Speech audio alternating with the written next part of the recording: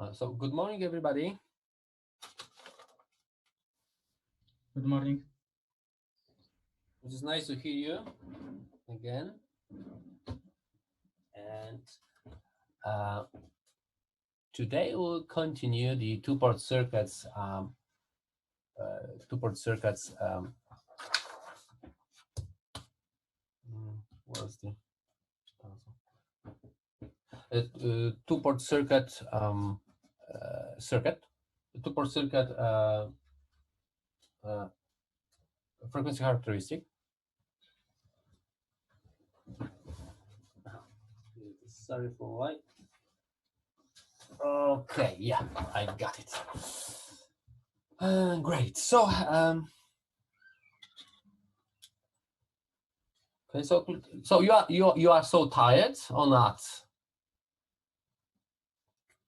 Because this session will be start soon, and as I know, I think you have a lot of work.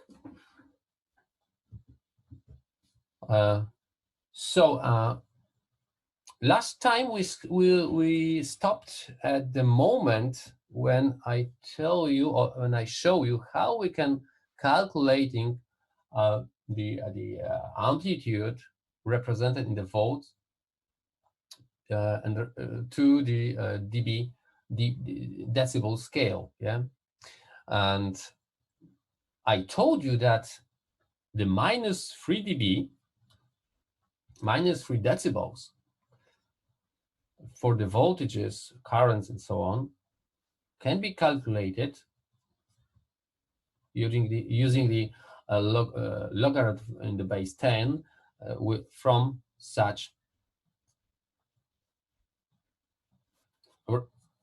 such expressions, right? And if we will find the x, we'll see that the value for the minus 3 dBs, it is equal 0.7, 0.79, and so on. And this, in fact, it is the same like 1 over square root of 2. That's the number. Or it is square root of 2 over 2. Yeah, that's the same numbers.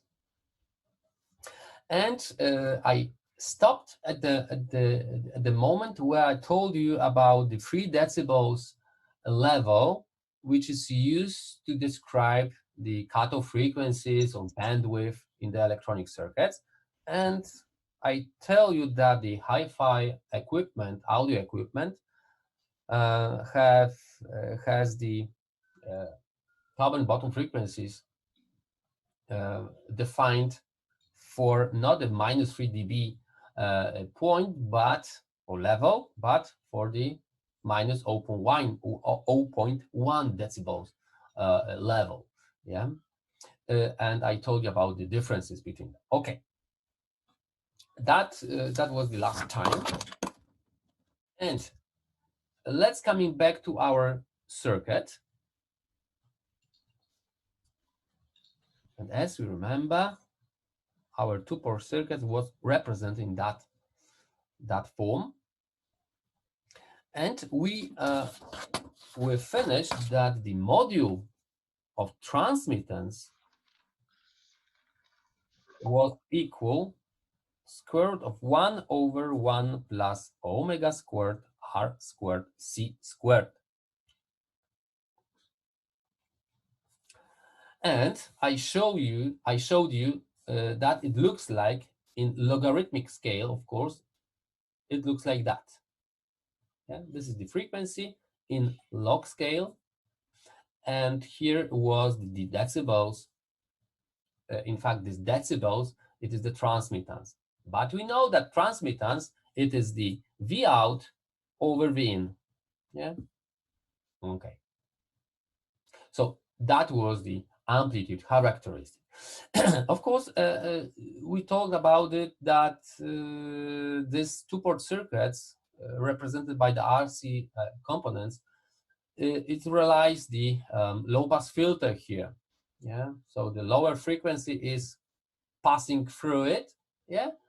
And from some specific point, from some cutoff frequency, we can establish that frequencies are not passing through it. Of course, it is not ideal filter. This filter has that amplitude characteristic, and we have to decide it, where is the cutoff frequency point for this filter. And as I told you, in electronics, the people have established that the FC, or the bandwidth, or some cutoff frequencies, is given by -3 decibels drop signals from the maximum. And for that level, we can define the cutoff frequency. Okay, so previously I told you that we know how calculating the -3 decibels value. And the transmittance here, because this is the V in over V out, should be equal 0.7.7 of the maximum signal. And then we've got the -3 decibels level. Or it is 1 over square root of 2, or square root of 2 over 2. It is the same number. So in the other way, in the linear scale, this point is equal 0.7.7 and so on. That's the same. That's the same number, but this is in linear scale. And here we are talk about the transmittances. Okay, so how to find the cutoff frequency for that filter if we know the amplitude characteristic? So it is very simple, because we know that omega, it is 2 pi f, So if you wanted to find the cutoff frequency, so we have to find the cutoff omega. It is the same. So as you see, our task at this moment is to find the omega c here from this expression. But we know that omega c, or fc, it is the place, it is the frequency where the module of transmittance at the linear scale should be equal 0.707. In logarithmic, it is -3 decibels. So to find the FC, or omega c, we have to substitute by the module of t, so here, the value of it where we can find the FC. So 0.7.7 and so on should be equal 1 over 1 plus omega c squared r squared c squared. And now from this expression, we have to find the omega c. So it is, I think, it does not look like so square.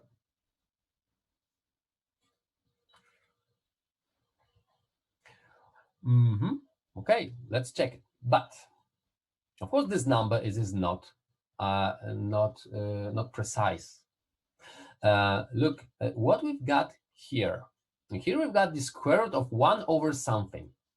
We know that square root of 1 is 1, so we can represent in that form. This is the 1 over square root of 1 plus omega c squared r squared c squared. But we know that the -3 decibels point here, it is also equal 1 over square root of 2, or square root of 2 over 2. Look, here we've got 1 over square root of something. So let's change this number to this form.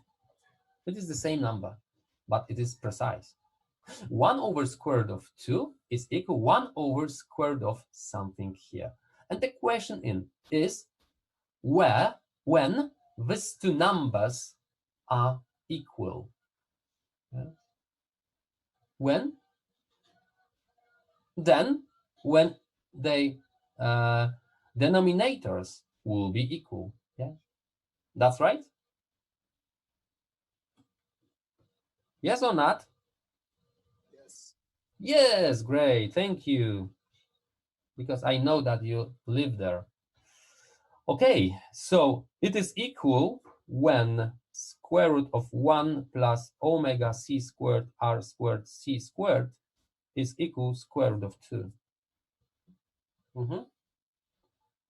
So if we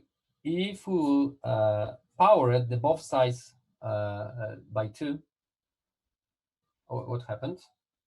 Okay, it's working. All right.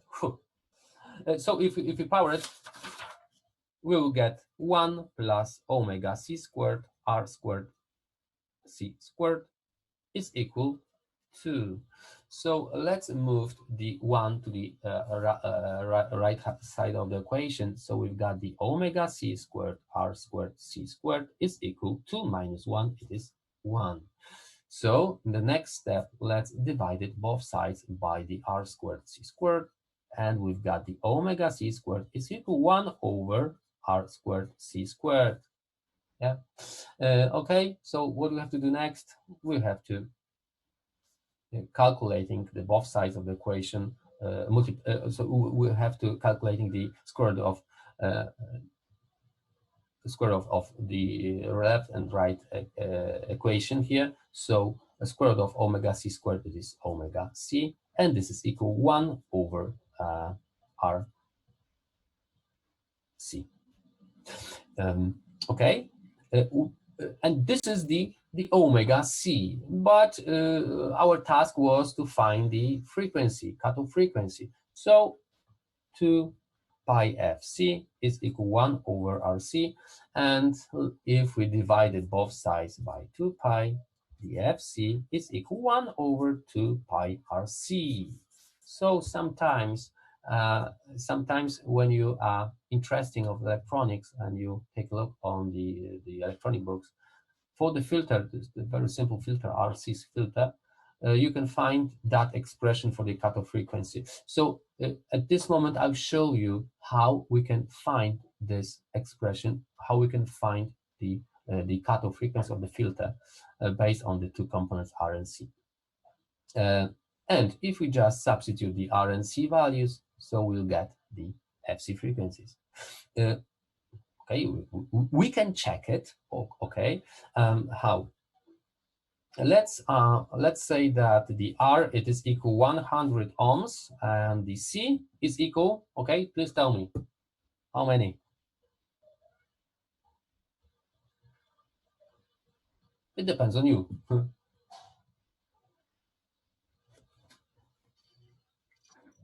Maybe 200. 200 what?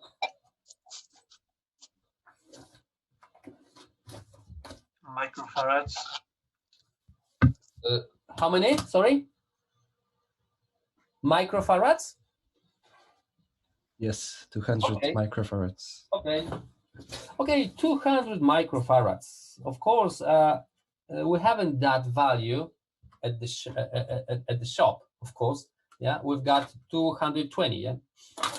However, we can make it in that form. Okay, let's find them. Oh, all right. And this is 1 over 2 times pi times 100 times 200 microfarads.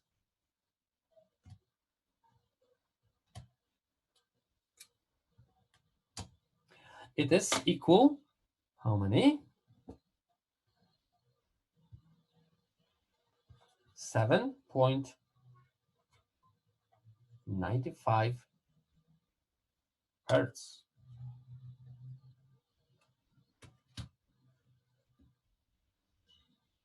Yeah, maybe yes. 200 micro times 100 times 2 times pi, it is equal that, and reciprocal of it. Okay, I have checked it twice. So now let's run the LD Spice.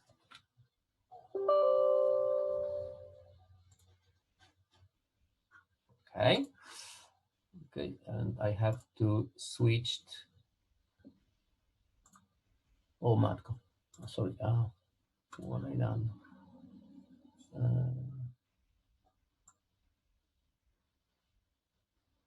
Oh, here it is. Okay. All right. Okay, I've got the two schematics. All right.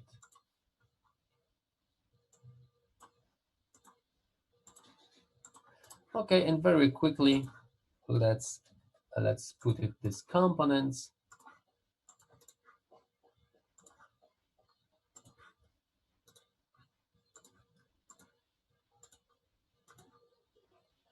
Yeah.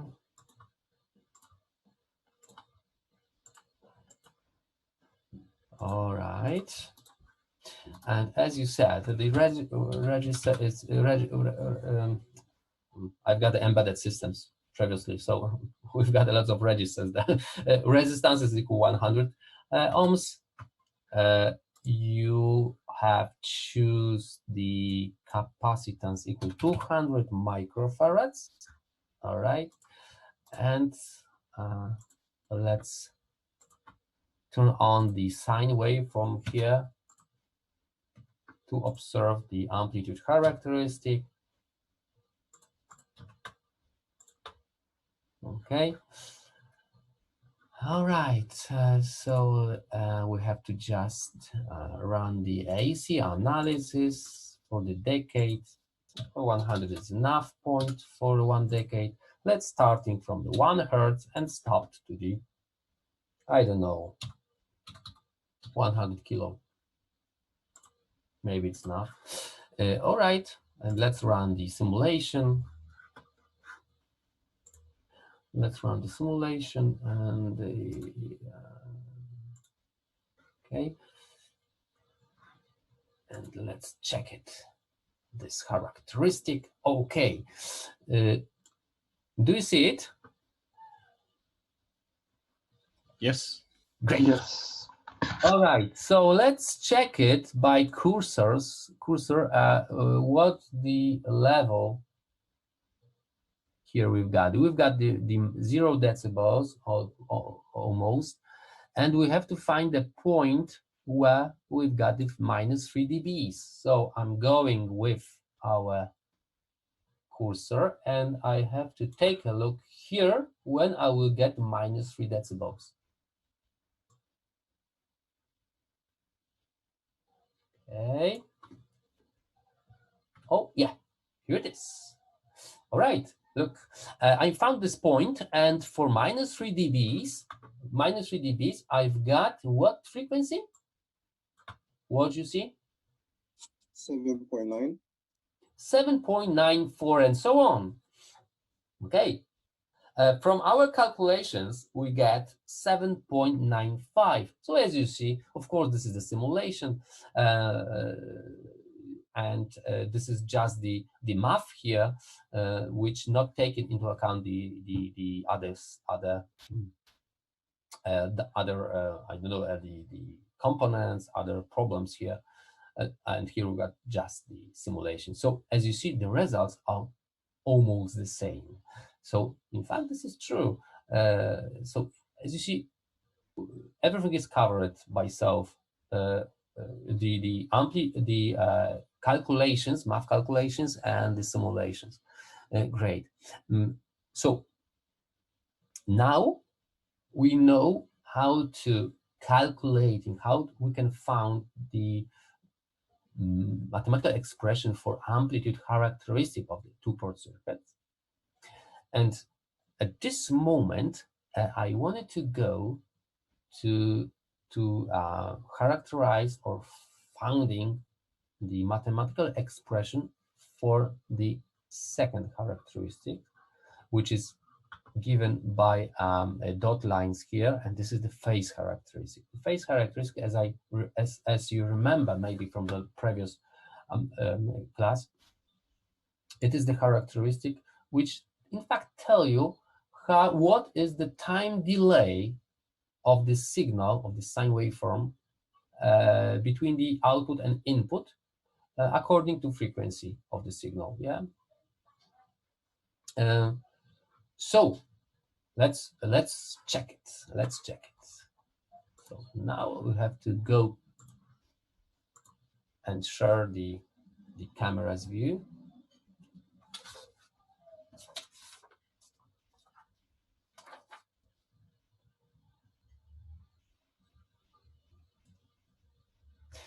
And we have to remember what is the transmittance. What is the transmittance of our circuit?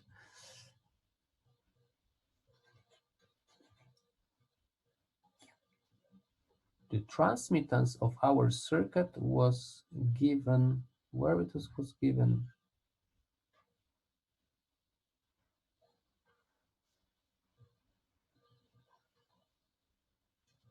Where it was.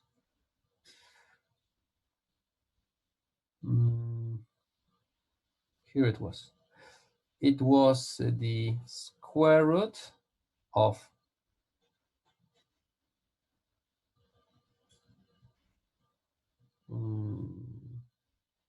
1 over 1 plus omega squared r squared c squared, and everything was squared, plus the omega squared r squared c squared over the 1 plus omega squared r squared c squared. Yeah, it was like that. Yes. Okay. And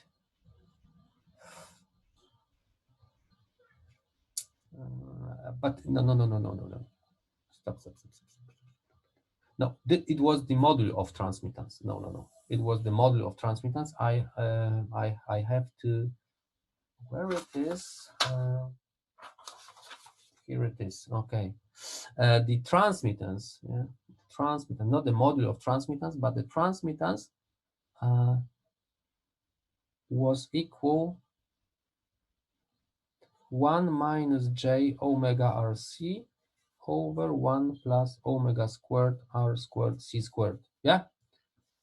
Please check in your notes that the transmittance, like the V out over V in, we have got that value. Yes, it's correct. It's correct? Okay. So I'm sorry. Yeah. Can I see the previous page from your notes? This one? Yes. Just a second. Oh, okay. Don't worry. Thank you. You're welcome. All right. So maybe you remember that I show you that the vector of the t,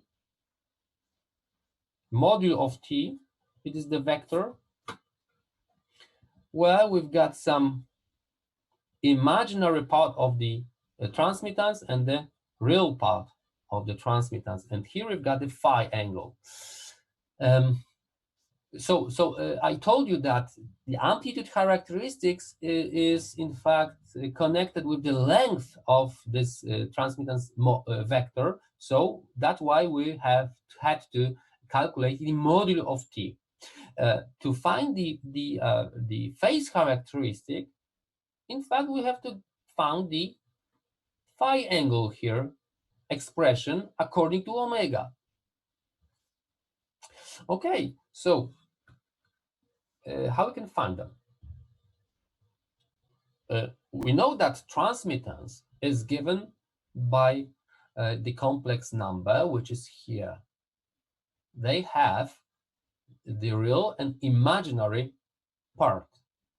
So let's extract this real and imaginary part from the expression for transmittance.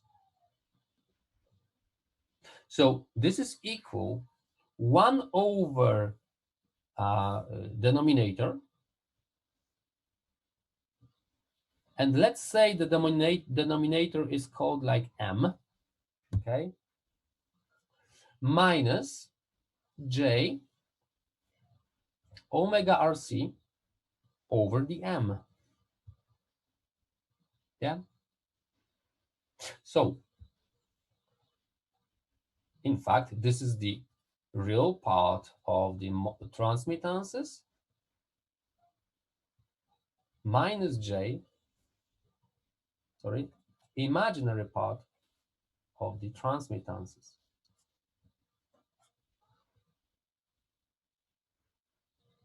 Okay, so my question is for you. Do you have an idea how we can find the omega?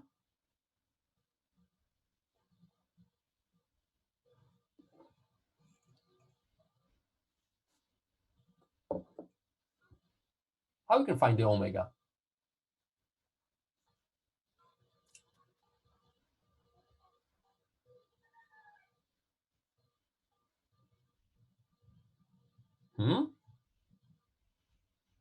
This is some kind of trigonometric task. Would be imaginary divided by real. Yeah. Should be the tangents. Yeah, of course. Yeah, you have right, Jakub. Yeah, that's right.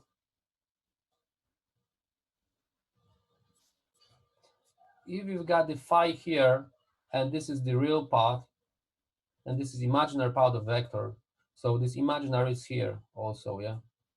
So using the tangents function, tangents phi will be equal imaginary part over the real part. Yeah. However, we don't want to find the tangent of the phi, but we wanted to find the phi. Yeah. So how we can find the angle here using the Arcus tangent function? Yeah. So Yes. of course. And I have a question. Yes. Do we need to have a negative angle, or we need to have positive angle? Yeah, of course. It is possible to get the negative angle. It is possible. Yes, but which one do we need? I will see for a while. Okay. Okay. So the phi expression can be calculated by the Arcus tangent function from imaginary part of the transmittance over the real part of the transmittance value. Okay, you can write it in that form. This is the tangent to the -1, so this is the same. This is the Arcus tangent over these values. And as you see, let's substitute the values. So the phi will be equal the Arcus tangent from imaginary part. It is equal how many? Please tell me. What you will substitute by the imaginary part of the transmittances here?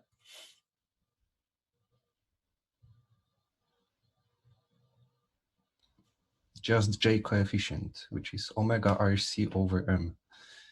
Yeah, we cannot put here the J, yeah? Yes. Well, of course, you have to remember. So this is it. The omega RC over M. So this is the imaginary part, but it is the minus. It is the minus. Over the real part. Real part, it is 1 over M. This is the real part. This is the imaginary part. Okay, the M can be reduced, and as you see, we've got the Arcus tangent from minus omega RC over 1. So just minus omega RC. And now you have to just take a look at the one thing. If you have the tangent function, yeah, tangent from minus x, yeah, some value, This is the same like minus value from tangent x, yeah? So that's why from this trigonometric properties of the tangent function, we can write it that the phi is equal minus, just minus arcus tangent from the omega RC. All right. So as you see, the phi angle depends on the constant value and some the omega. Yeah, that is our variable, and we can change this frequency, and we will observing how the phi is changing. All right. So let's coming back to wealthy spies. And let's forget for the while about the amplitude characteristic, and let's focus to the phi to the phase characteristic. So the expression here, what you can see, what's this? This is the what function? I can change the Arcus tangent? yeah, of course. Yeah, that's right. You have right. I'll just change the start frequency.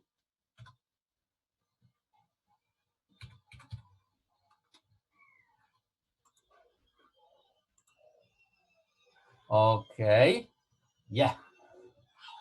That looks like much more better.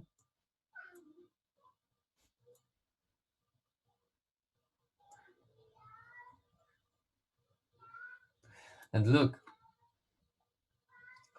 this function. Of course, this is in logarithmic scale here. This is the Arcus tangent function. And look, for this frequencies, very, very low frequencies, 1 millihertz, the angle we've got? 0. Do you see it? 0.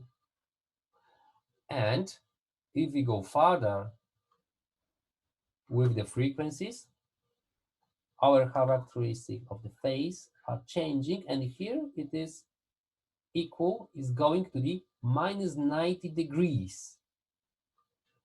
Okay, so let's check it is true.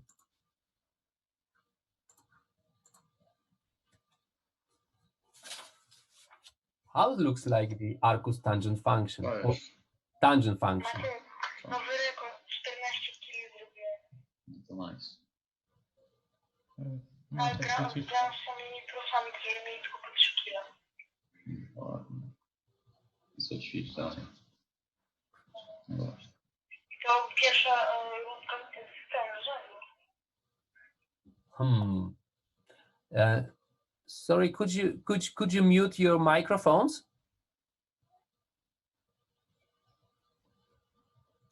Okay, the how it looks like the tangent function is looks like that, yeah.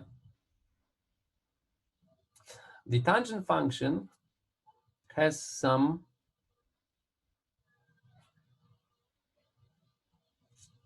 how it looks like in Polish it is the asymptotes.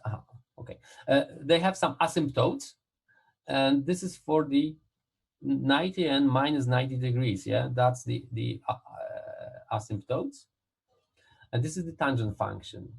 Yeah, so if we wanted to draw the Arcus tangent function, so this function, it is reflected by 0.0 here. Yeah, so if I will reflect it, it will be looks like that.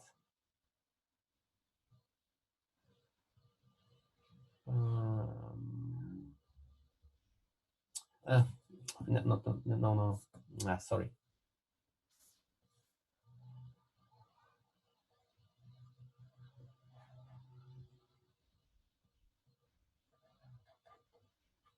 something like that. And now this asymptote will be on this axis.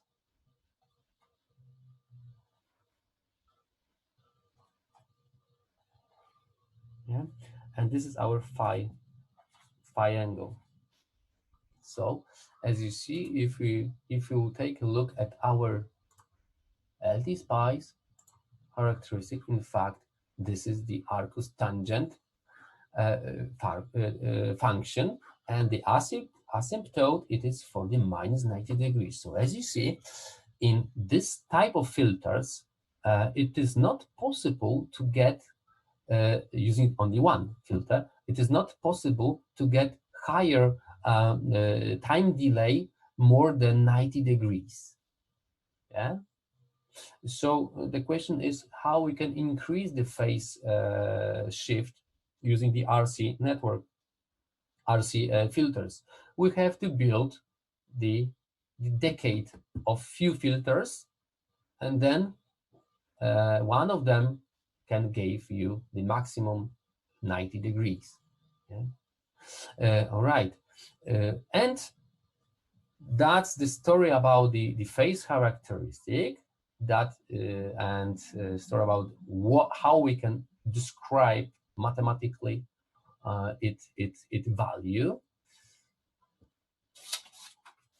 And this is it. Okay, let's coming back to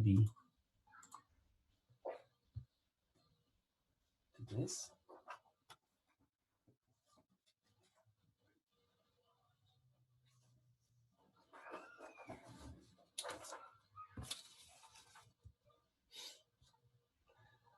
And if we know at this moment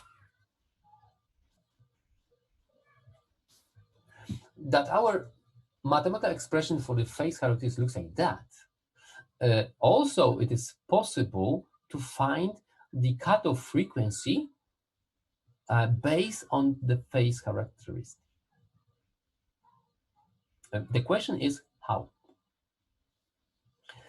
The answer is, in fact, not trivial, and it depends on some things. This is our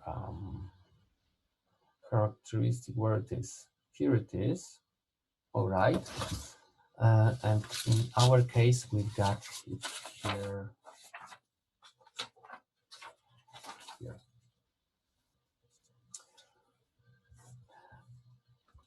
To find the cutoff frequency based on the amplitude characteristics is given by the level of -3 dBs. Yeah, and this is described by the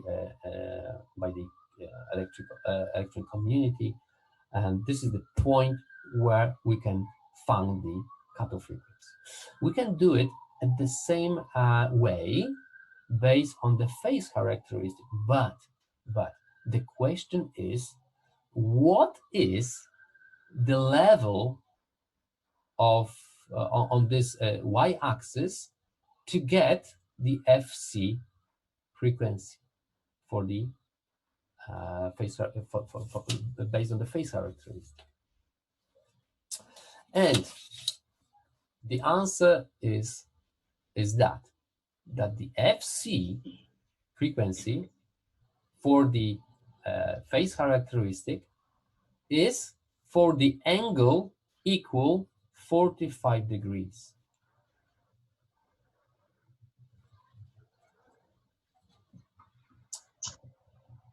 Okay, so let's check it. Maybe it is true or not.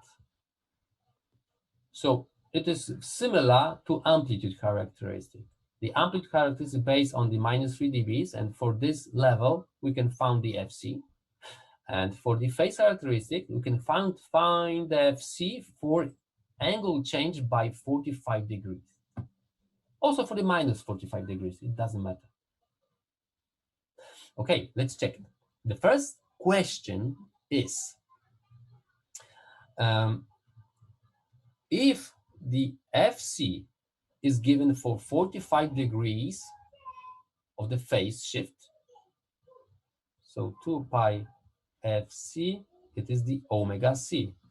So it is the same for the omega c. So the phase, sorry, something was, oh, so the phase should be equal 45 or minus 45. It depends on this and on this sign, because we get the minus here, yeah, as the imaginary part. The sign of the imaginary part was negative, so this negative value is going here. So we have to put it here, the minus 45 degrees, and check it when this function of the Arcus tangent function, for what omegas we've got the minus 45 degrees. Okay, so how we can solve it? How we can solve it? Very simple. The question is, because this is the Arcus tangent function, so my question is, what is the tangent from 45 degrees? How many it is? 1. Yes? Yes, it is 1. So the Arcus tangent from 1 gave you a 45 degrees. Yeah. So here the minus can be reduced, of course, and we'll get the 45 degrees when this value inside the bracket is equal 1. That's right. That's right. So for that conditions, the omega c, at this moment we have to put it here, the c, because this is the value for the one specific angle, 45, yeah? And this should be the omega c.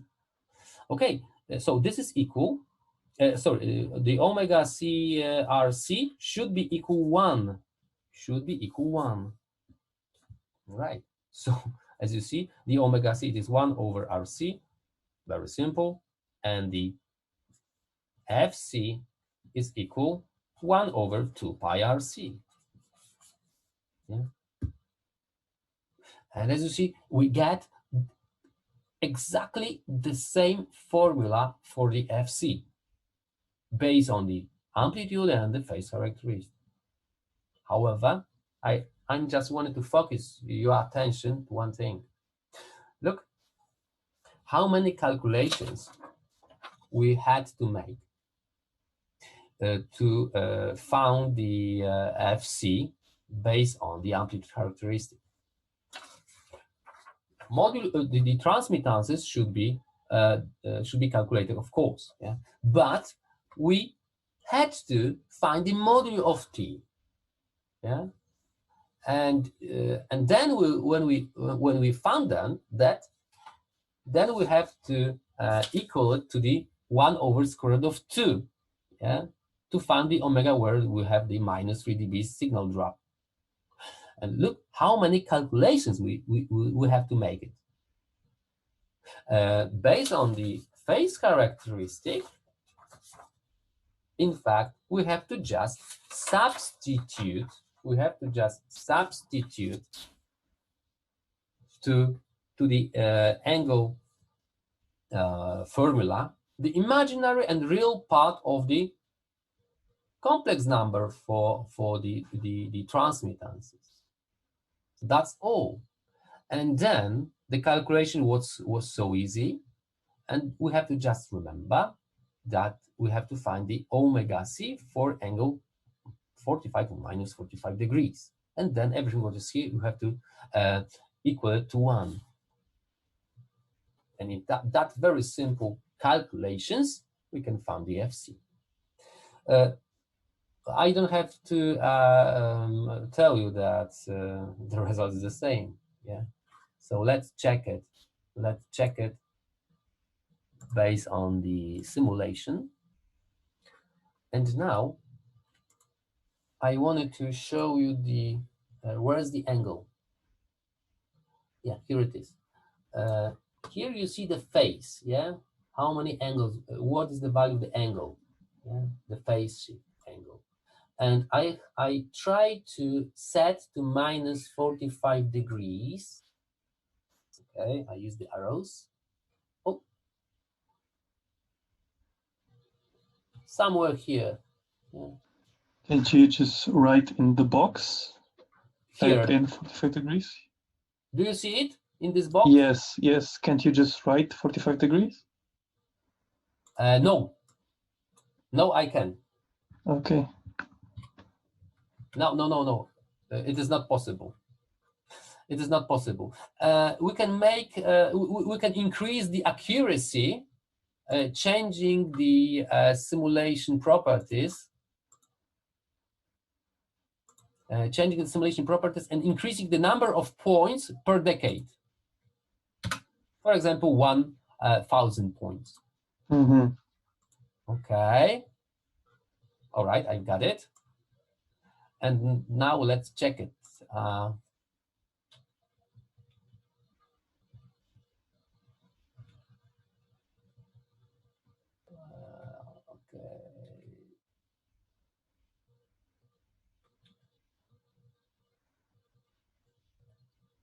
Yeah. Yes. Yeah. The accuracy is better. Yeah.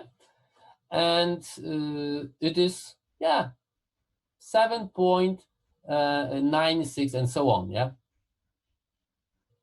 So of course I can zoom it, but in fact you will see the steps here. Yeah. Okay, I can also increase the numbers per decade and so on. That will be the best way to get much more precise results. But as you see, for the 45 degrees, we have minus 3 dBs here, and this is our the corner frequency for the low pass filter. However, you should know that based on the phase characteristic, we can calculating the corner frequency only for the filter which has only one pole. What is the one pole? This is the one, in fact, specific point calculating from the RC value. How can express it in the other words? Okay, let's come back. Our characteristic looks like that, the amplitude characteristics. Sometimes we can approximate this characteristic by the linear function. So the approximation is like that. Okay. And this point, it is our FC, frequency corner. And that means that we've got one pole of the filter.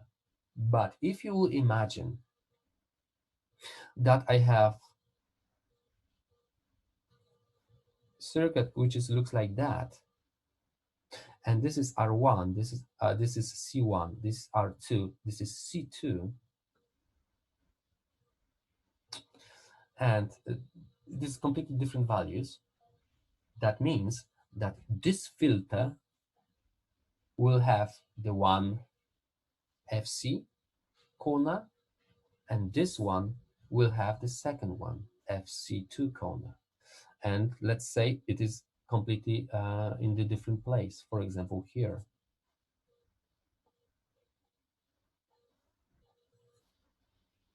So in fact, we have the combinations of the two amplitude characteristics. Yeah. So we can say that our amplitude characteristic for this case will be looks like that. Yeah. Well, here we've got the one corner, and here we've got the second corner of the frequency. And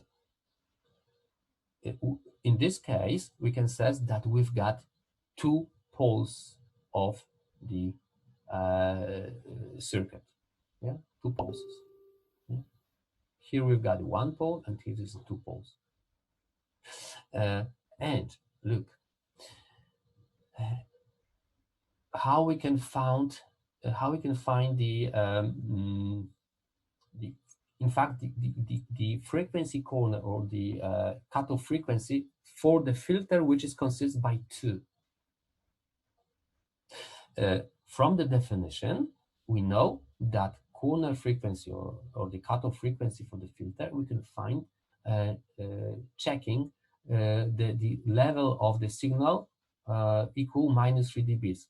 In the other words, we have to find the point where the signal is going down from the maximum value by -3 dB. So this is the maximum value of the signal.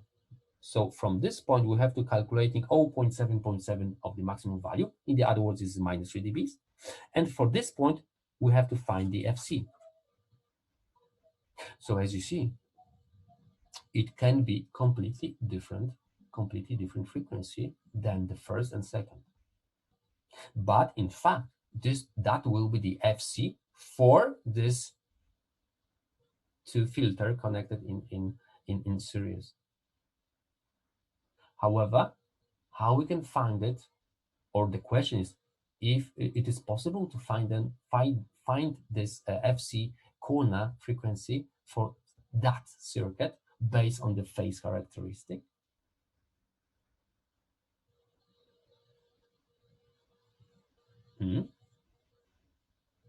No, it is not possible, because this is the circuit which has the higher than 1 poles. So the corner frequency it will be not for the 45 degrees. It will be for completely different value, and we don't know where. So that's why for the circuits which has the higher than 1 pulses, it is not there's no any way to find the corner frequency than using the amplitude characteristic. Yeah.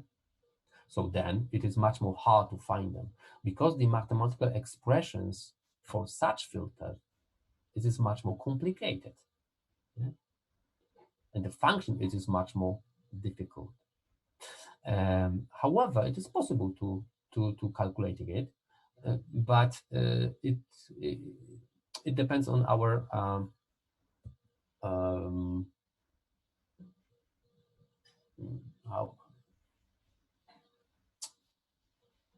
our math level, let's say. Yeah. All right. So that looks like the case of the phase and amplitude characteristic. One thing, the next thing. My question is, if we will have the 2-port circuits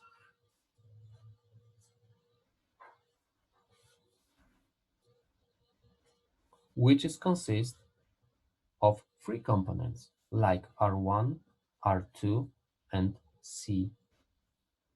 Please tell me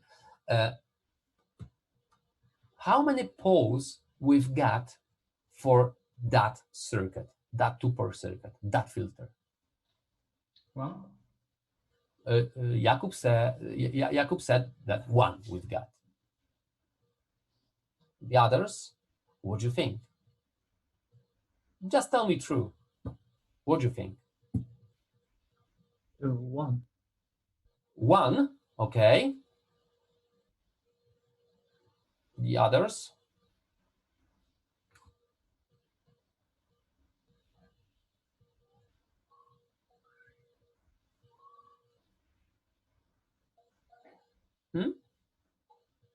Don't be scared. It is not. It is just the quiz. Yeah.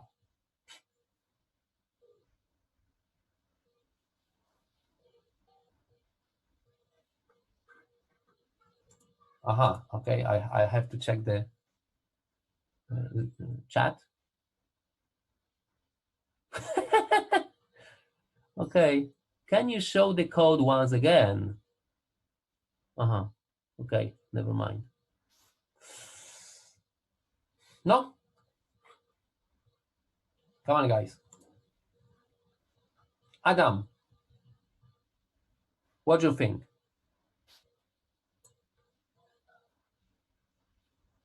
Igor?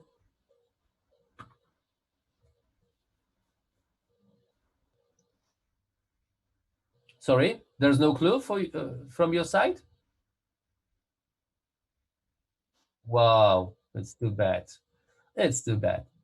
Okay, Miłosz, what do you think? I have no clue, but I'm guessing that's 1.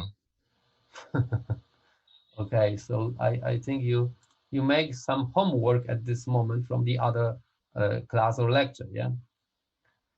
I suppose. Never mind. Of course, at this moment we've got the 1 pause. Why? Because in fact, this register we can replace by 1. Yeah. Even I will put it here, the extra second capacitor.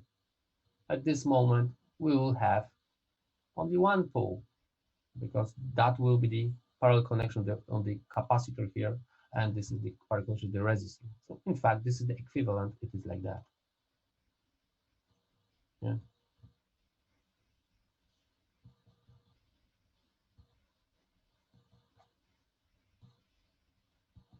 Okay. So that's the one thing.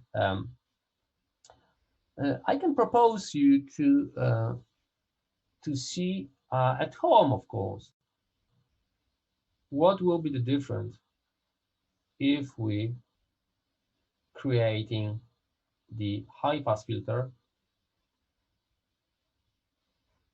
where here we've got the C and here we've got the R.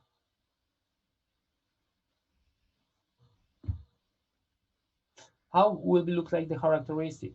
And now I will tell you what method I'm using to very quickly check how will be looks like approximately the characteristic, amplitude characteristic of such component, for example.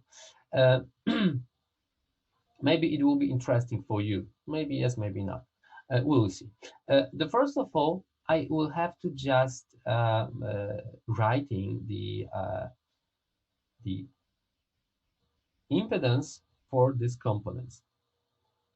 I know that impedance for the pure resistor, it is just the impedance, that it is equal just the R. The impedance of the capacitor, it is equal its reactances. So it is equal XC, and this is the 1 over omega C.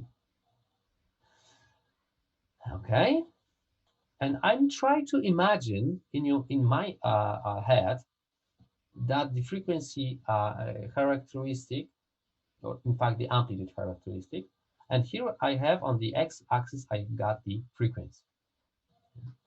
And now, because I know that this is the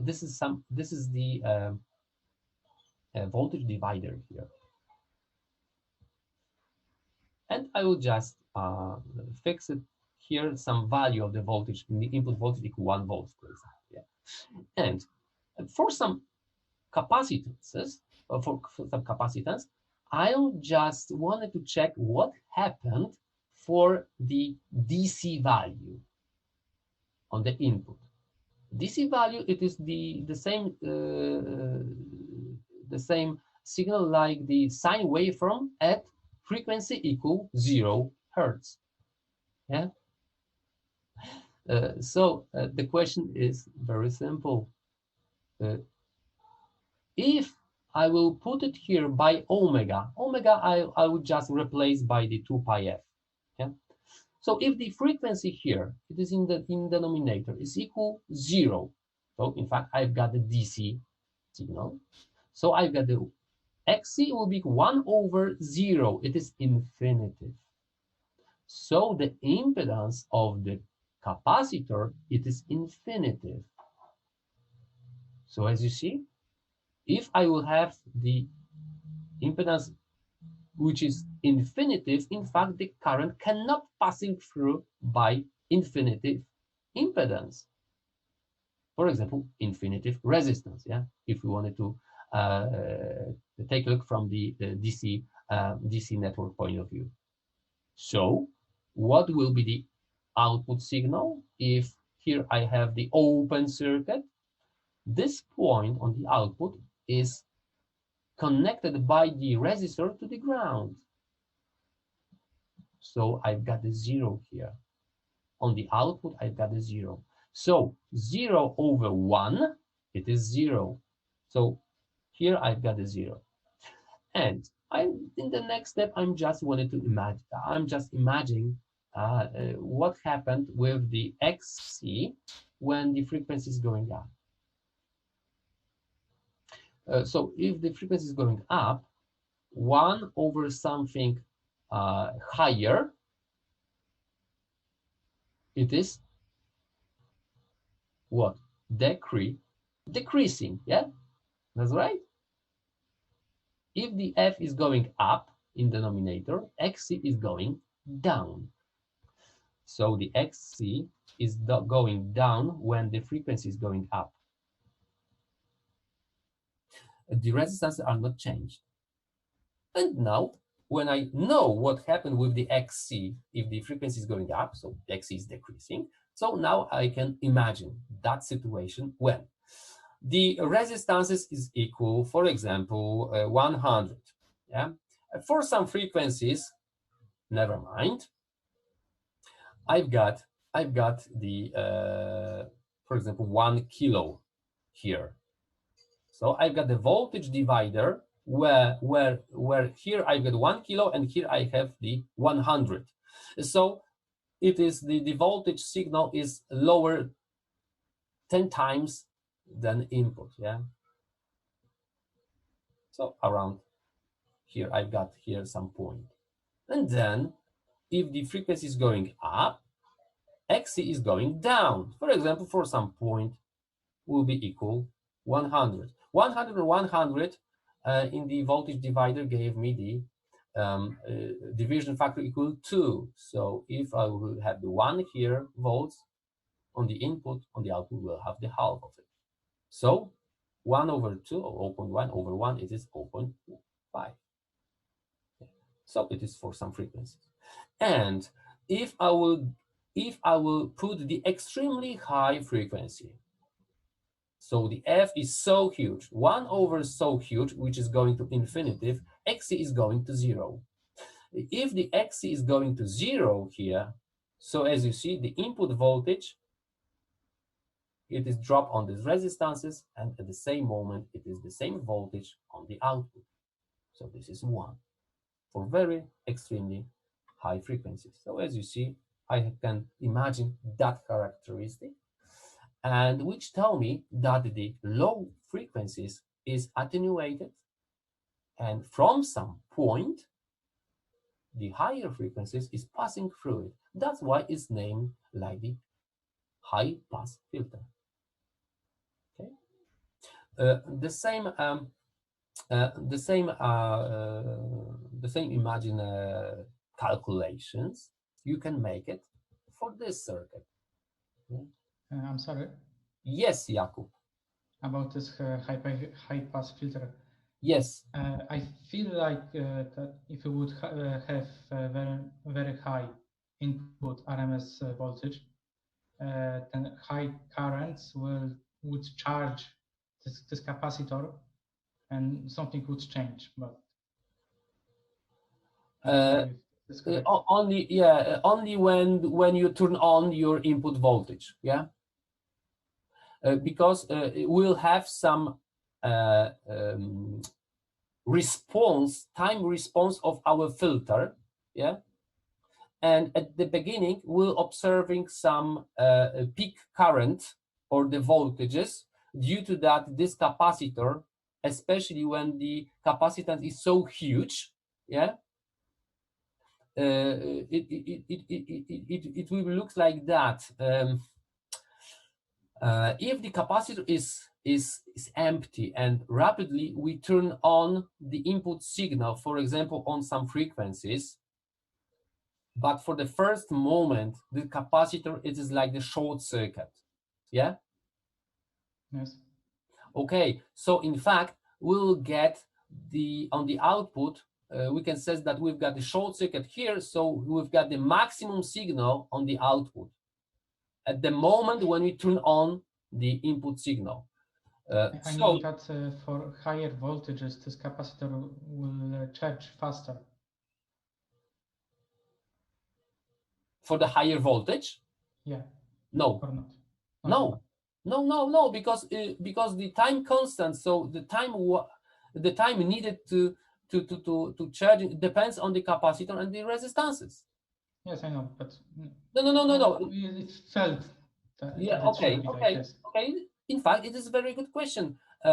Okay, of course, if we put it here, the 1 kilovolts, yeah, the one thing is very important. We have to use the capacitor which has the maximum voltage higher, a little bit higher than this one, or equal, yeah. You have to use the capacitor which is operating on the 1 kilovolts, yeah. Yeah, obviously. Of course, yeah, but sometimes it is not. It is not trivial. Maybe yeah, we didn't want to use 1 kilowatt. we have to take it into account. All right. The next thing. Sometimes in real electronics, we use the low pass and high pass filters between the amplifiers, for example, between some front-end electronics, from the sensors, for example. We've got some electronics with the preamplifier, where we've got this sensor here. And we know that we've got some noises, yeah, some noise, sorry, noises, we can sense the noises. We've got some noise, yeah, and we wanted to reduce it, yeah, from the high frequencies. So what we have to do, we have to put it here between the next step of the amplifier, for example. We have to put it here, the low pass filter, yeah, because we wanted to reduce the high noise frequency. So we have to put it here, the low pass filter, for example, like that. Yeah. Okay, so we said that let's take a look. For example, we wanted to choose the FC like the equal, I don't know, 1 megahertz. Yeah. Okay, so what we done? What we have to do? Okay, we take the notes from the DUGIC classes or the lecture, and okay, we've got the low pass filter. We know what the FC we should get, so we choose the RNC correctly to get the FC in that way, and that value, at that value. Okay, and we plug into our system, and here, if you check the frequency characteristic, or if we look something, check the signal, how it looks like, especially at the noise at the high frequencies, we will see that sometimes something is wrong. The FC, it is in fact not equal 1 megahertz, but it's completely different in different place. Why? Because sometimes we forget about the input impedance of our load. Look, we consider the low pass filter and high pass filter here when it is not connected to the load. Okay, but if we will connecting the load resistances or impedances, for example, the input, the load impedance for our low pass filter here, it will be the what? Input impedance of this amplifier. So as you see, we have to take it into account. Calculating the cutoff frequency for this filter, we have to take it into account the load impedance. Okay, so the question is that what character of the load impedance we've got? It is pure resistive? Maybe not. This is the resistive maybe with some capacitance. It is possible. It is possible. But let's say that this is the impedance with some resistances. Yeah. So as you see, on the output, we'll get output signal. We'll calculating, but we'll have to take into account the input, the load impedance. So it will be the parallel connection between the R and the load impedance here. Let's say this is the RL. So as you see, it depends, everything depends what is the input resistances of the amplifier here, because it changed the cutoff frequency of the filter. Because by this resistor, we have to calculating this resistor connected parallel with the RL. So as you see, it is not so it is not so simple in practice, because we have to take it in account much more things. That's why this analog discovery board, it is very nice equipment for designing something real, in fact, because we can use this spectrum analyzer, or the maybe not the spectrum analyzer, but the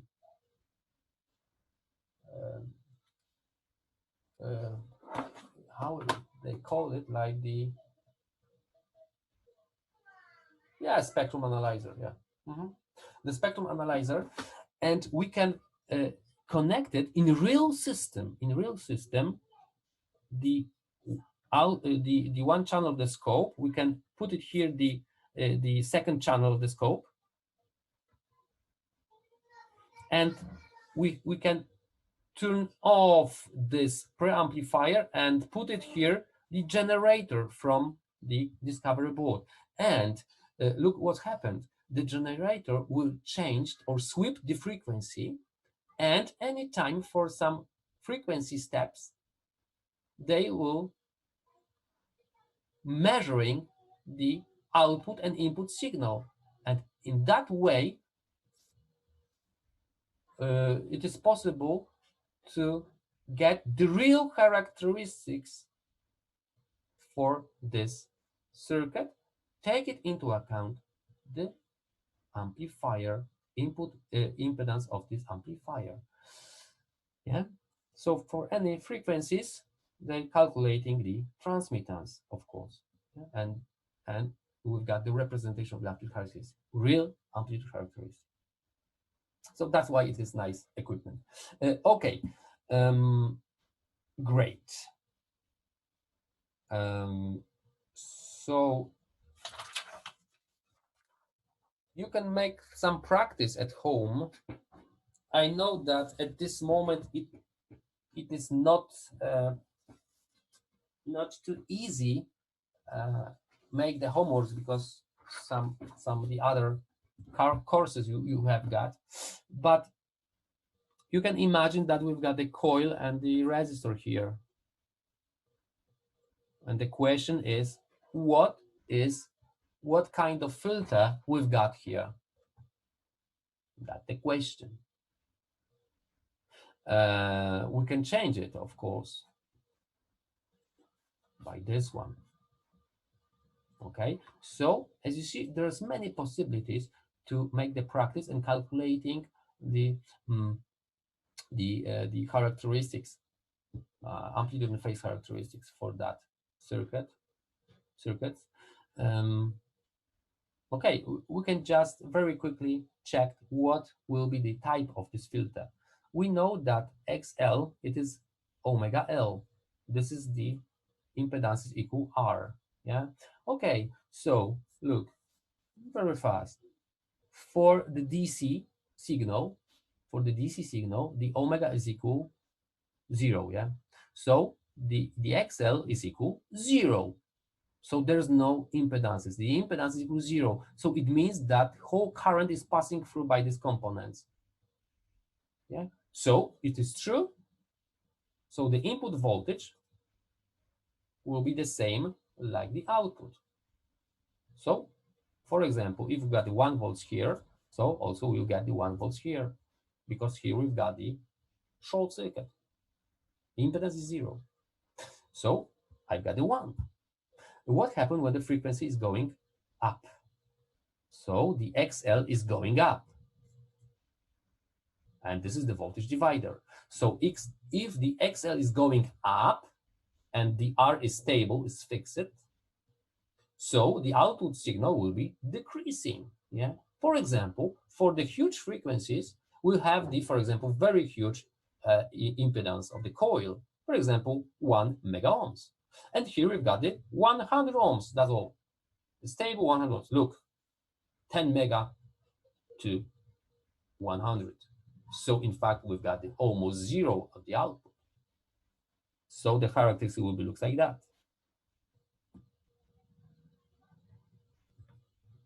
Yeah. So as you see, that filter, it will be the low pass filter. Please do it at home, such exercise with this. You can try to or check it, that filter. Okay, great.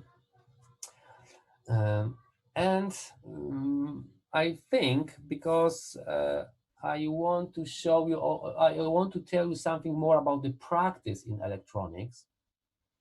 If you talk about the two-port circuits and the filters, one very important thing in electronics, it is the operating with the oscilloscope. You have to know how to operate with this instrument. And one thing there are the probes. Yeah. Anytime when you have when you have the scopes, you've got the channels. Yeah. At least you've got the 2 channels or 4. It doesn't matter. All right. And for any channels or making some measurements, we use the probes. Yeah, the probes. It is the BNC connector here. Here we've got some part of them, and we've got the wires, and here we've got the signal tip, and here we've got what? The crocodile. Yeah. So the crocodile, it is our ground. So if you take a look at the scope inside, we've got the BNC connector. Inside, we've got the signal, and the rest of them, this is the ground. And this is the input impedance of the scope. Okay. And for that, that connector, we plug in the probe.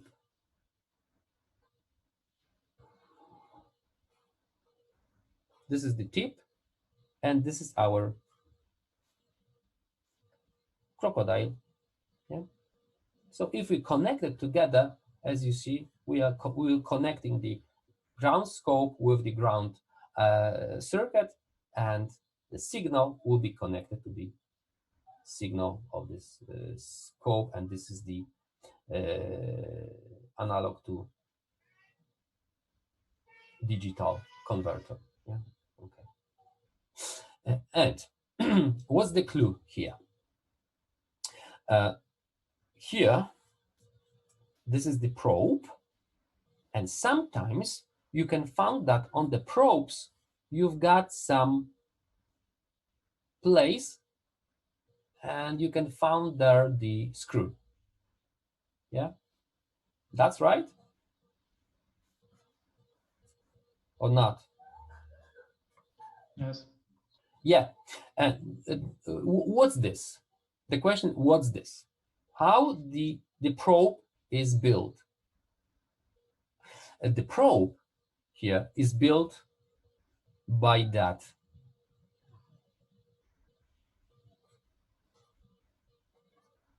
circuit.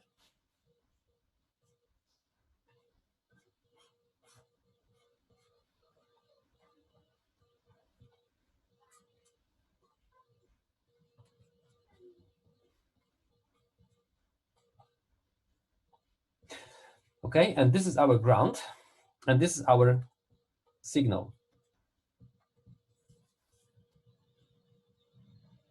Why we use it in that form? One of the capacitor is the trimmer. This is the capacitor where when we can change its capacitance. This capacitor has the picofarads.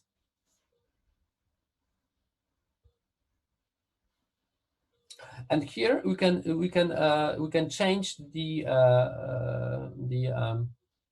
division factor by 1 to 1 and 1/10. Yeah, that's why sometimes we have the probes with switch where we can change the division factor of the signal by 10. Yeah. Sometimes we've got this probe where these two resistances are the same, yeah, and this functionality like the divided by 10 of the probe is in fact realized inside the software of the oscilloscope circuit, or we can get inside some switches to connecting some voltage divider. But what is the main goal here? Why we used this probe with such filter here, where the one of this capacitance can be changed. The capacitance is changed, and it's realized very simple. The trimmer consists of two plates, which is very close between them. Between this we have which is very close to each other, with the air gap. Yeah, and one terminator is connected to the top and the second to the bottom plate, and this plate can be moved. One of them can be moved, and this screw, in fact, in this trimmer, make that functionality. What happened when you have the plates? When these plates are covered together, we have maximum capacitance. When we change it, as you see, the effective area where these two plates are covered, it is only here. Yeah, so the capacity is going down, and in this place it is almost zero.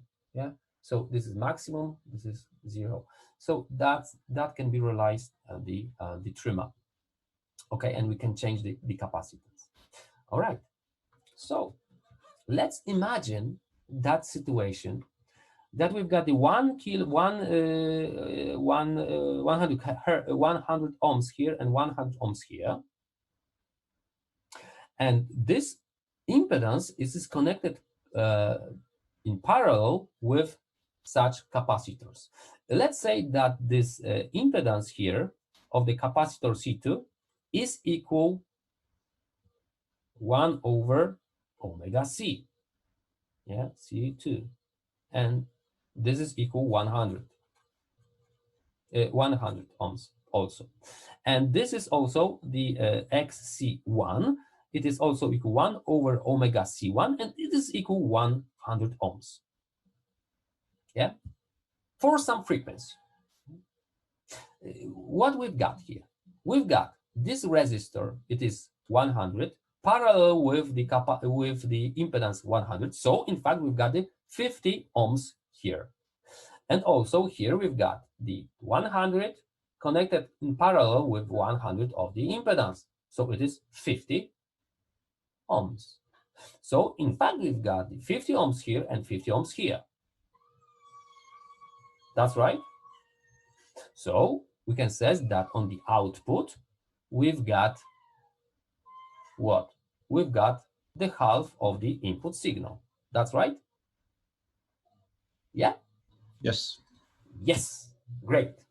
And now, this situation is correct when the capacitance C1 and C2 are the same. Yeah?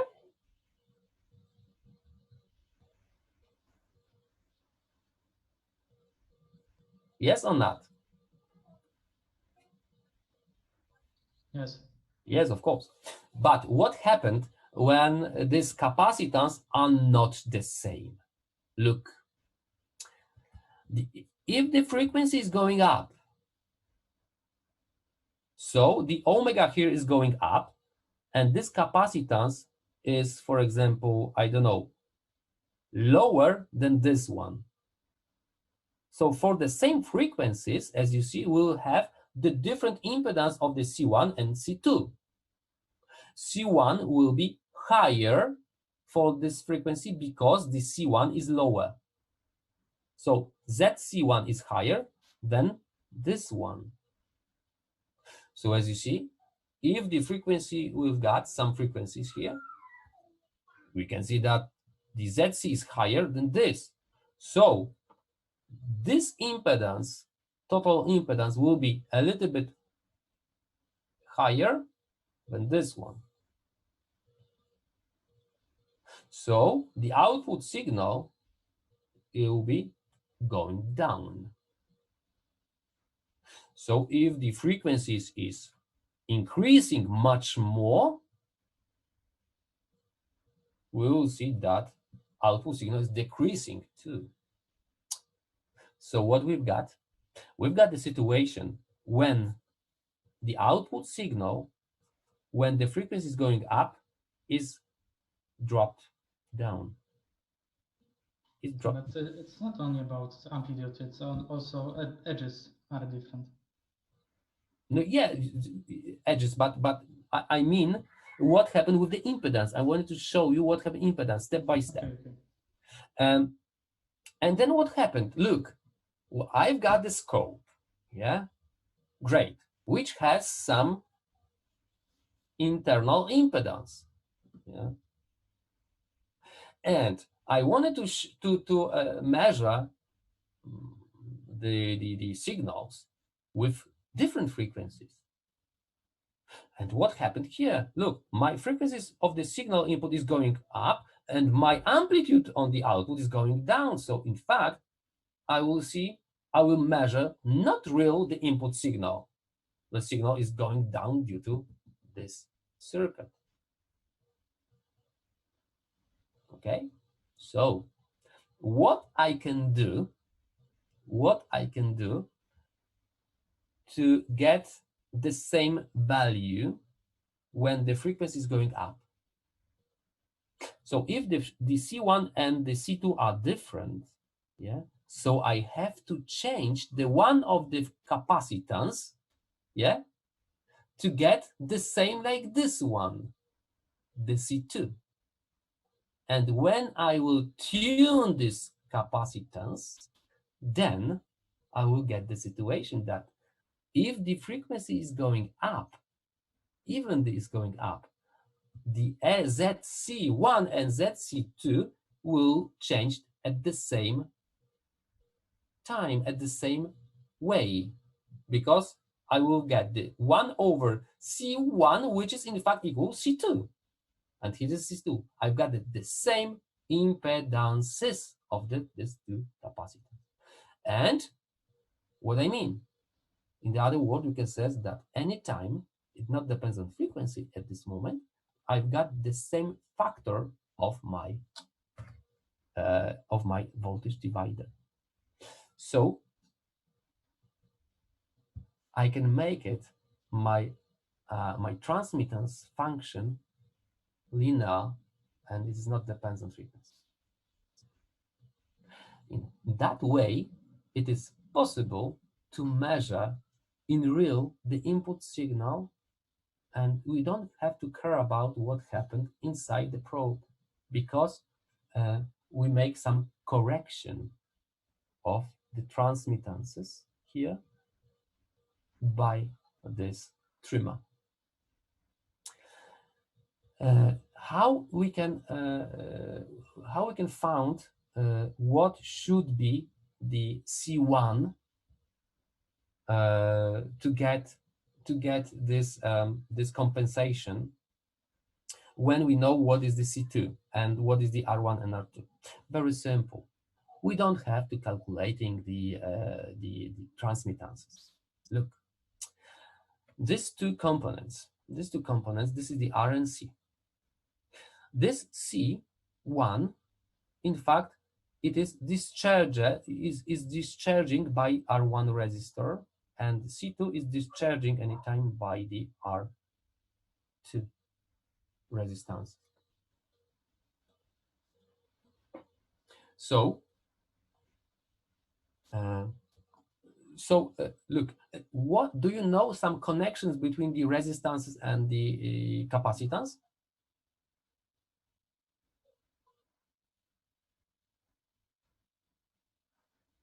Okay, maybe you remember. Tau, it is equal R times C. That's right?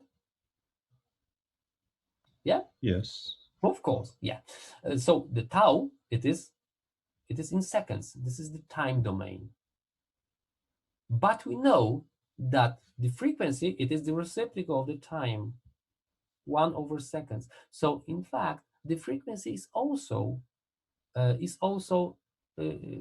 is representing the time domain also. So there is the connection between the frequency and the tau, yeah, between the time. This is just the reciprocal. So the question is, when we'll have the same properties of the C1 and the R1 and the C2 and R2 circuits, when these two separated circuits will have the same frequency characteristics will be the same, let's say, yeah, on the answer in the frequency domain will be the same, when the tau constants will be the same for this circuit and this one. So if you have to find the C1 value to get the compensation here, so that's the question, when the tau 1 for this circuit will be the same like tau 2 for this circuit. If the tau 1 it is C1 R1, so this is the same like the C2 R2. Yeah? So from this expression we can find the C1, and C1 it is C2 R2 over R1. That's all. Yeah. All right. So that's the one thing. That's the one thing. And of course, we don't know what will be the C1 when we turn when we use the screw inside our probe. We don't know how many it is.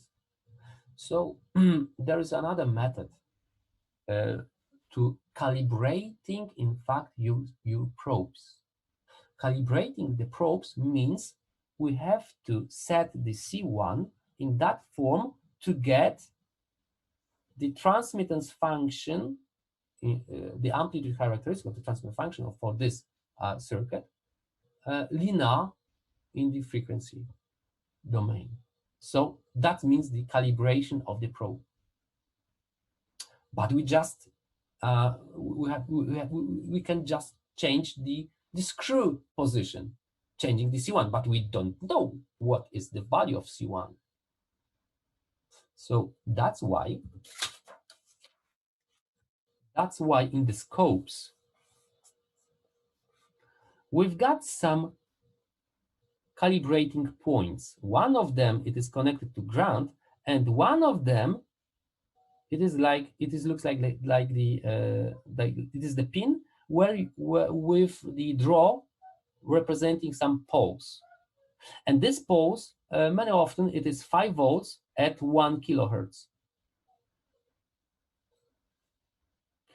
Okay, and this pin is used to calibrating your probe. How?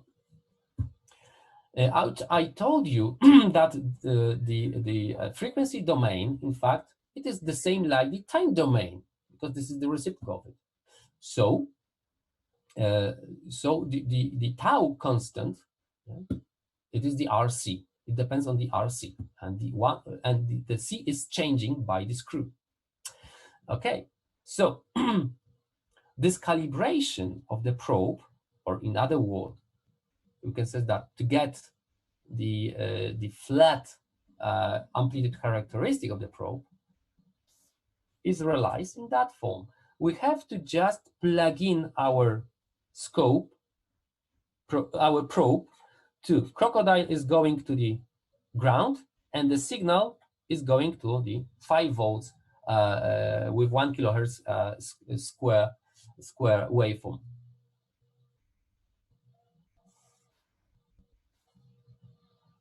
On this probe, on the scope, we will see the 5 volts signal. However, sometimes this signal will look like that.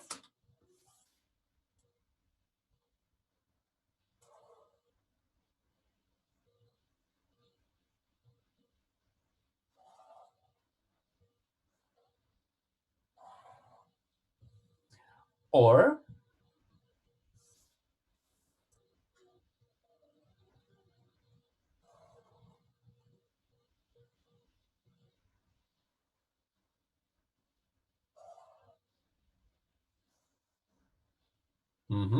or that, or in that way.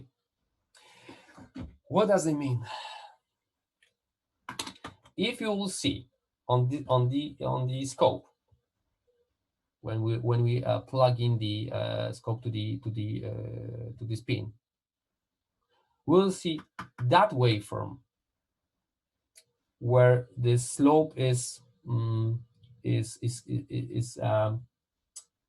smooth, or we've got some peaks here. That means our probe is not calibrated. And then you have to take the screw.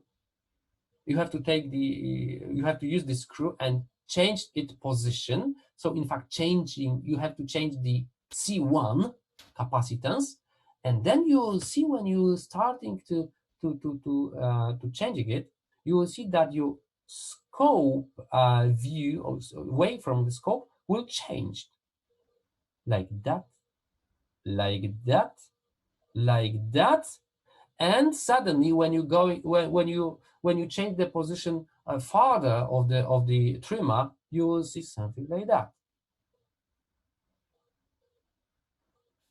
Okay, so what does it mean? It means that our characteristic on the output looks like that, or looks like that.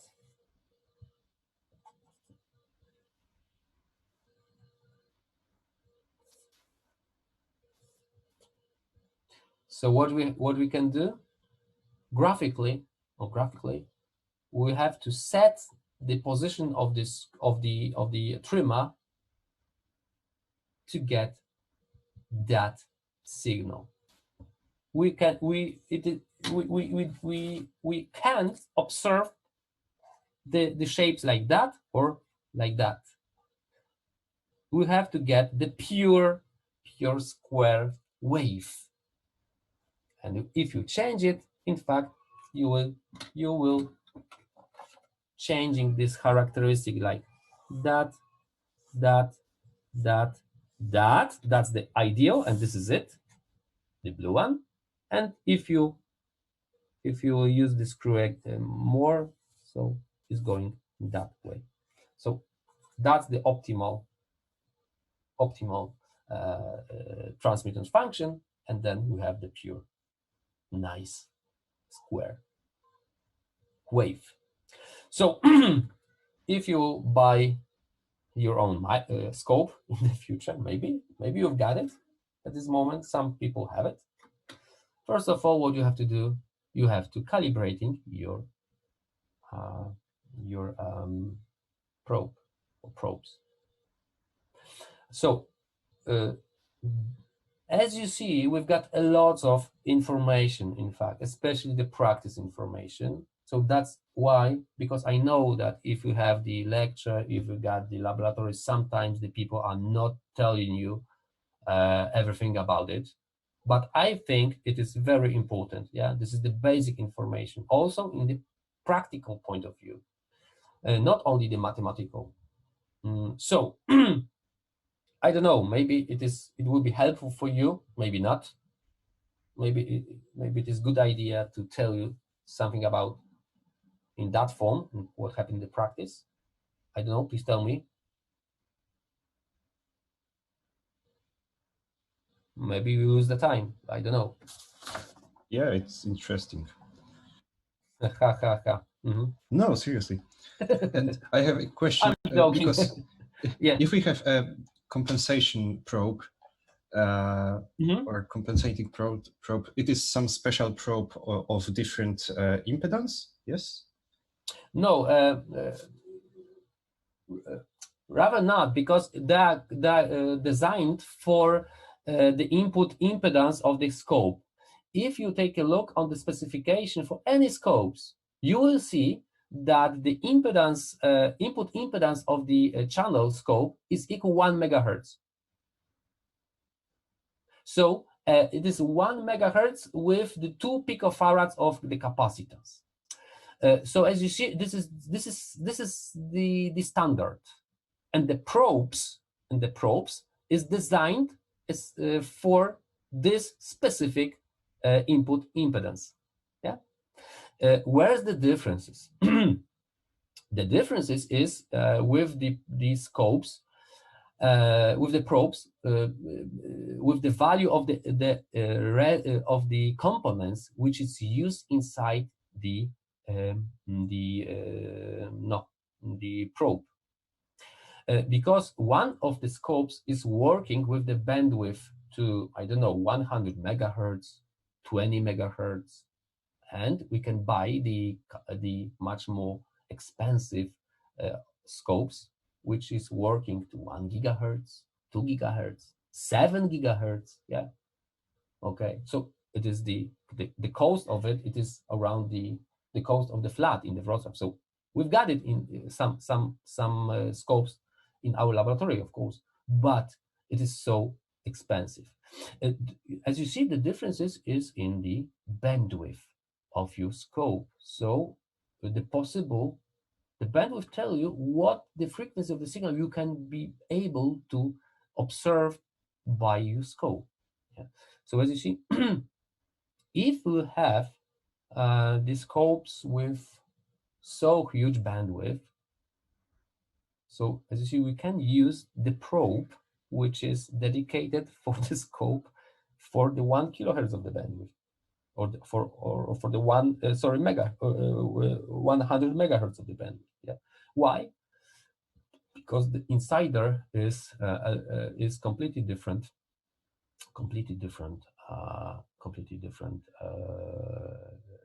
value of components.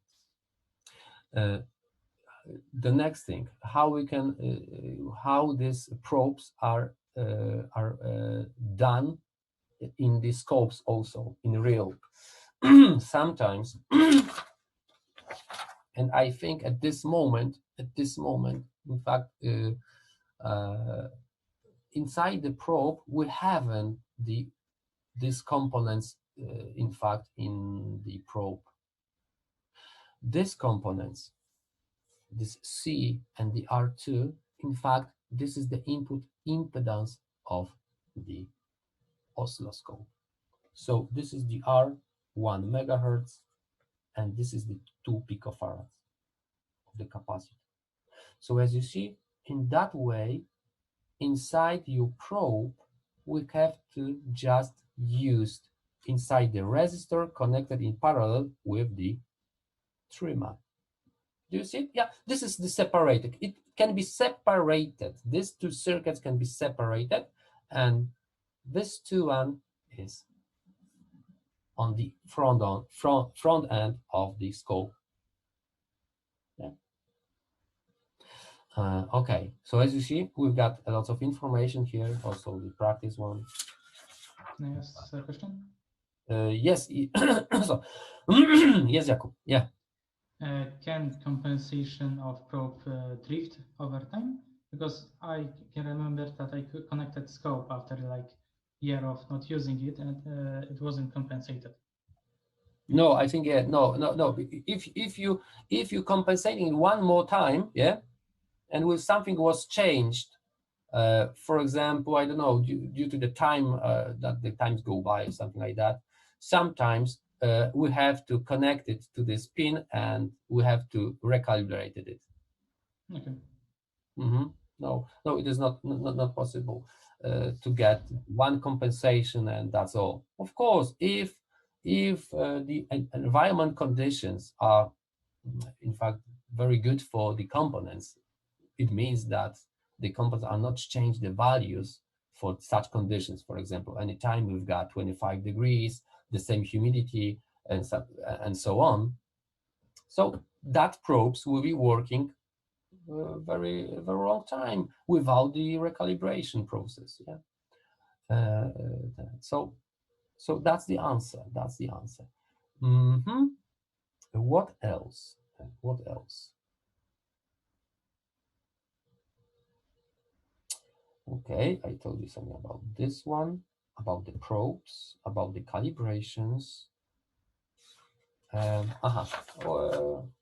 This voltage divider, with these capacitances here, it is named. It is the compensated voltage divider. Yeah? The voltage divider is compensating. Is compensated. So that's why if you read somewhere, some books on internet, something about the compensate voltage divider, it means that it is such configuration. Yeah? And from this moment, I think you will know what means the frequency compensation of the voltage divider. All right. So I think that's enough about two-port circuits. I know that some information was given by Adam's lecture. Yeah, that's right. Yes? Maybe yes. All right. So I've got some information for you. Of course, I think that all of you know that in the next week we've got the test. Yeah, we've got the test from the classes. I will prepare the few examples. Yes, and please, you have to run your I don't know the cameras, for example, from the laptops. If you haven't it, you have to run it from the the cell phones. Yeah? And I think that this test could look like in that form. Please set your cameras that I will be able to see you sitting on the desk with your piece of paper. You have to have some writing, and you can use the mouse, the computer mouse. Computer mouse should be put it somewhere else, for example, 1 meter from you. you can communicate it between us, between you, or itself, not itself, between you. And if I will see that somebody is taking the mouse or something like that, I think we'll finish at this moment the test. Yeah.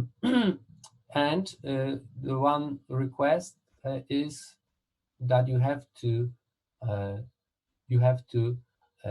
unmute your microphone. It means I have to hear you, that there is silence in your room when you will be there, or you I don't know, talked with somebody's. Yeah, I know that creation of the students haven't any borders, but I wanted to make this test honestly. Yeah, I have to check your knowledge. Yeah, because I don't want to give everybody's the maximum degree, maximum grades 5, because it is not fair for the students which is working so hard and learning it and try to understand it. Yeah, it is not fair. Yeah. All right. So I think you've got a lot of materials to learn in the next week. So at this moment, I will give you the time, and I finished today classes. I give you the time to starting to learn much more to this in the next week test. So at 9th June, we've got the test, and in the next week, on the 16th of June, we're writing the retake term. Okay. So I will see that I don't know how we can make it, because, for example, I thinking that I will give you the four examples.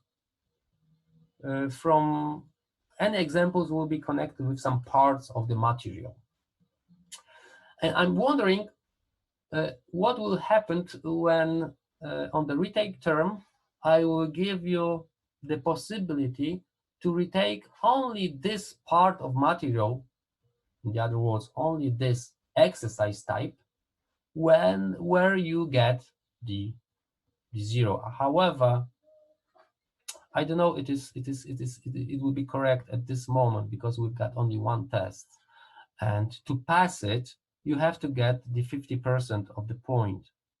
Yeah. So I think it is not a good idea.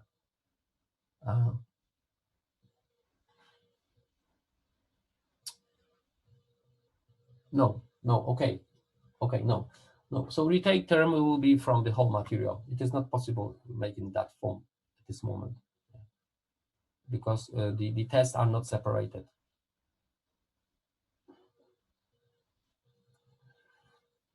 Okay. There is a question on chat. Yes. Yeah. There's a question on chat. Yeah. Okay, on chat. Yeah. Okay, where it is? Where is the question? From Michał?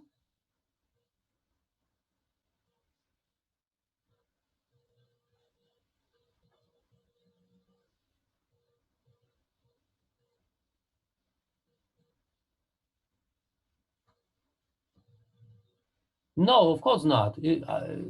I have to see only you. That's all.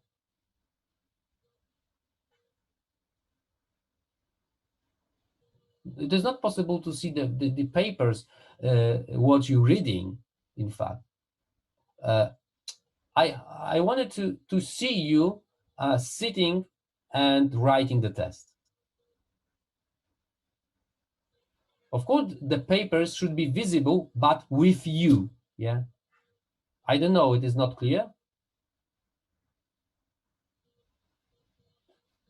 Please tell me. It is clear or not? Yeah, I can't set my camera in this way. You can see both me and my paper because my desk isn't long enough for that. So I have to change it or what? All right. Okay, I understand. So please tell me, it is the problem. Do you have the laptop? Yes, yes. Okay. So what is the problem to put the laptop in some different place? Yeah, maybe I can try, I guess. Yeah, I think it is not a problem. Okay. Okay. Okay. Please. Okay. So please put it yourself at my place. Yeah. And you wanted to get. You wanted to make this test fair with the people. Yeah. With the other people. So we have to make it fair. So please organize your room or something, or the place where you'll be at this moment in the next week, and put your phone, for example, or the laptop in that place. Then it is possible to see you sitting on the sitting and writing the test. Okay, that's all. Okay. So you have to. You don't have to sitting directly across your sitting near your laptop. Yeah, it is not necessary. It is not necessary. But I have to read the tasks from the screen, right? Yeah, that's right. Yes. So like the laptop can be on the other part of the room, other side of the room. Okay, but the question is, it is possible to see the on the full screen the tasks if the laptop is 2 meters from you or 1 meter? It depends on my eyesight, I guess. I have to Okay, try. so if you have the problem with the eyes, okay, so you can stand up and go to your laptop, yeah, writing the example, and sit down and solve it. That's all. This is not a problem. Okay, thank you. You're welcome. All right.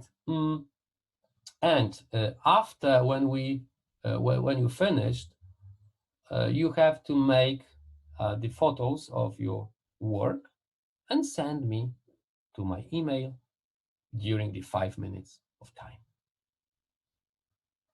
So my request is for you, please try to make the photos, for example, something, and please check how many time you need to send it by email. Of course, on your laptop, on your PC computer, you can run your mailbox, yeah, because it is not necessary to lose the time. Yeah, you have to just make the photos, connecting your phones to your computer, download the photos and send by email. So I think the 5 minutes is enough. Please check it. Sorry, I have a question. Yes. How much time do you have for the test? What do you think? I don't know. 2 hours? What do you propose? I don't know, maybe 2 hours, half an hour. Mm-hmm.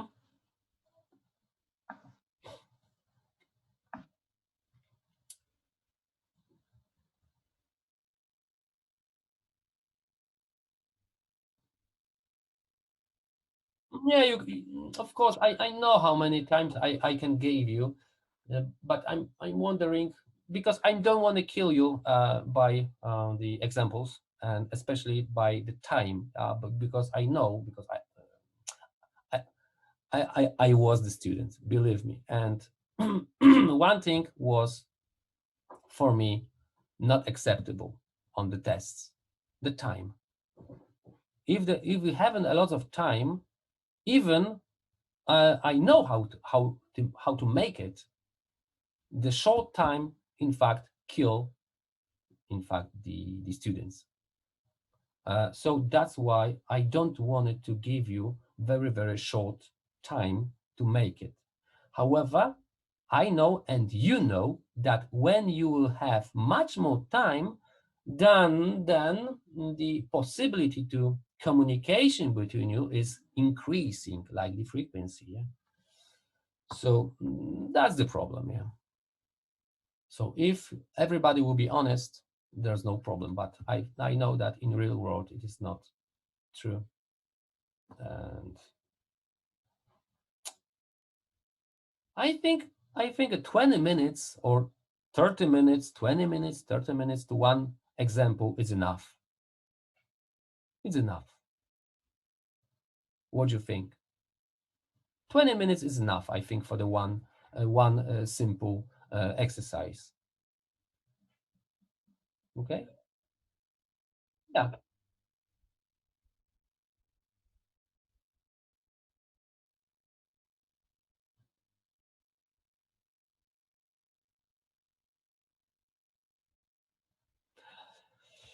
Whoa, that's the good question. The question is what the students will we do after when we finished, yeah, and we send the email. I don't know if somebody will not contact with the other students.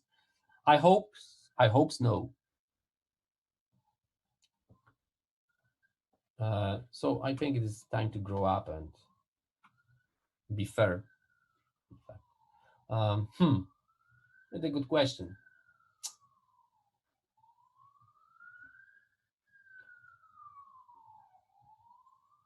Maybe just give 10 minutes for sending the emails additionally. Maybe it is a good idea. When you finished, before will be time out, and I think it is acceptable. Then you tell me that you finished, you make the photos, you send it, and you will log out from the meeting Zoom. Okay? It's okay? Because I think it is not a good idea to sitting, for example, for the next 1 hour, for example, or 2 or half of hour and do nothing. Yeah. Okay. Okay. So it is. If you agree with me, great. So if you finish faster, you have to just make the photos, send to me by email, but you have to tell me that you finished.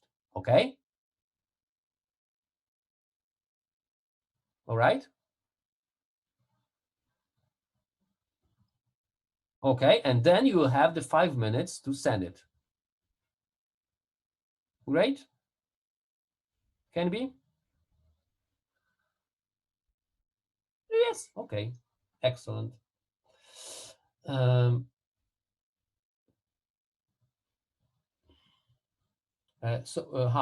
Dominic sent. Okay. Okay. So for the Dominic, in the next week we'll starting with the test. The test will consist 4 examples which is connected with some parts of the materials. To pass this test, you have to get at least 50% of the points. Great. You've got it? Yes, excellent. And I think that for the one example, I will give you, I don't know, maybe 50 minutes. 50 minutes is enough for the one example. You have to prepare, as I told you 2 weeks ago, you have to prepare your cameras or the camera which is inside your cell phones. You have to connect it with the Zoom. So I think because nobody sent me the emails that they have some problems with it. So if I understand well, everything is okay. So everybody is possible to run the camera by cell phone also. This cell phone or the laptop with the camera should be put it in your room in that way, or that place, to view your face, in fact, your piece of paper, and you writing it. I have to see it.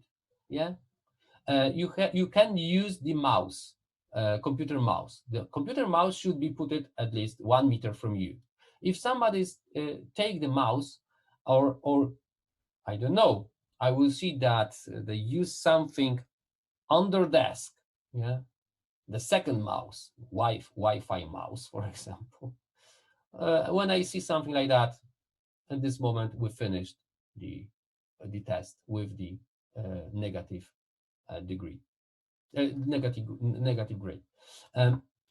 That's the one thing.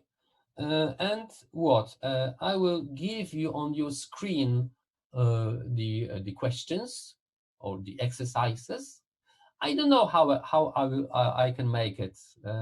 Maybe at the one moment I will give you, I think, the full of the exercises. Maybe that would be better. And we talked about that if somebody's finished before the end of time, you have to just tell me that you finished. I will hear you because any microphones should be unmute. And then you have the 5 minutes to make the photos of your work and send to my email. That's why it is my good advice to run on your computer the mailbox, because I think it is not a good idea to lose the time to log into your mailbox and sending something. Please check it. Please check how quickly you can download the photos from your cameras to the laptop or the computer and send it. Okay, but I think the 5 minutes is enough.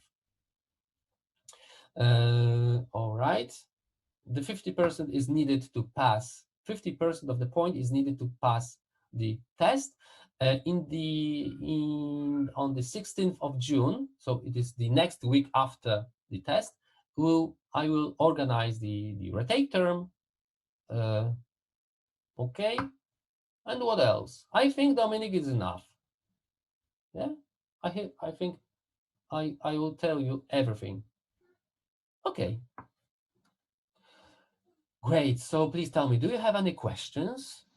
So yes. for the okay. Yes. Okay, Maciek, go on. So for the one task we have 15 minutes, right? Or 20? I think 20. 20. Okay. 20. Okay, thank you. You're welcome. And I was going to ask if we could use calculators during the test. Yes, it is very good question. Of course, you can use the calculator. Of course, I will try to prepare some exercises where the calculations is not so complicated. However, sometimes I'm just the human, so maybe sometimes I can make some mistake, and not a mistake in the exercise, but the mistake with the value, and then it could you can expect that we're not getting some very nice numbers, but of course you can use the calculators, but one thing, because one of the example will be connected with the Laplace transform, so you can also use the printed Laplace transform table with the functions. Yeah, so you don't have to remember any functions or the transformation here. You can use this table. You can print it from the lecture or from the internet. Okay.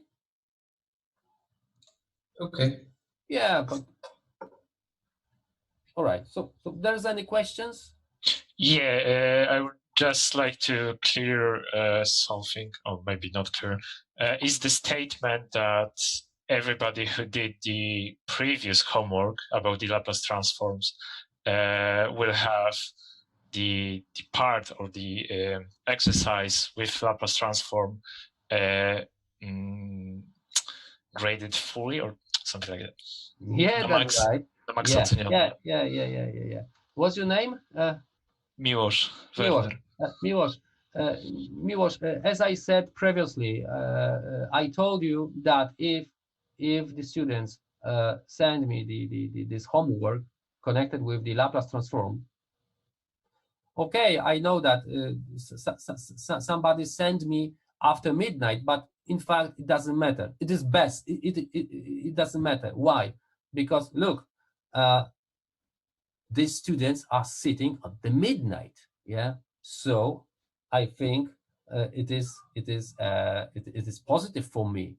Yeah. So as you see, as I told you, the people who send me the this exercise, the students don't have to make the example,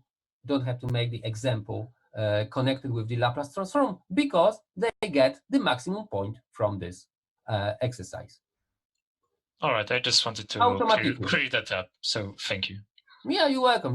You know, because I said it in that form in last week, so I don't change my mind, and I think it should be clear. The one students sent me this homework, but after the time when I told you about it,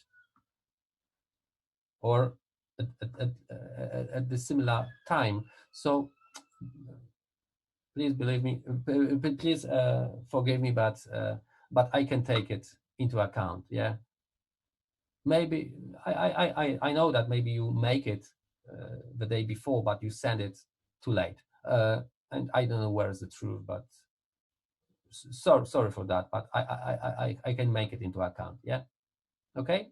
If somebody sent me, for example, after the last week classes, okay, or at this moment when we talk about it. Okay, great. So there's another questions.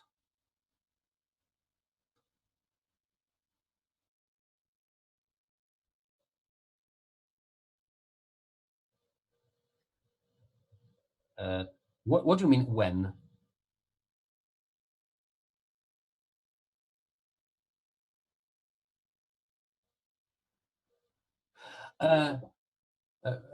Examples of the task. Which one?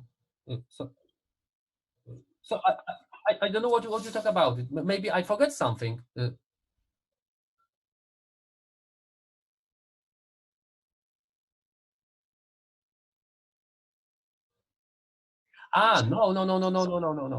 So we can like do practice or something, or revise the material. Yeah, of course. I don't tell you something about that. I will send you some examples of the tasks. I don't remember that information. What you have to do, you have to just take a look your notes, the examples, what was done. You have to understand it, and at the end of the semester, I gave you 2 books. One of them was for the lecture, one of them was for the classes. And in this book, what was given for the classes, there's lots of examples, and I told you a few times that you have to make the practice from this book also. Yeah, I think we make a lots of examples, but we make it step by step. Yeah, so I think when you make everything what I told you, there's no will be any problems with pass this course. But honestly, I don't remember that I tell you that I will send you some examples of the tasks. Maybe I'm so old at this moment, but believe me, I don't understand it. Please tell me, the rest of the students, please tell me, I tell you something about it? Maybe I'm wrong. I don't know. But I'm not. I'm not remember it. Like topics we were supposed to cover on the test. Yeah. Like so I send you by email. Yeah. You did already? Yeah, the topics. Yeah.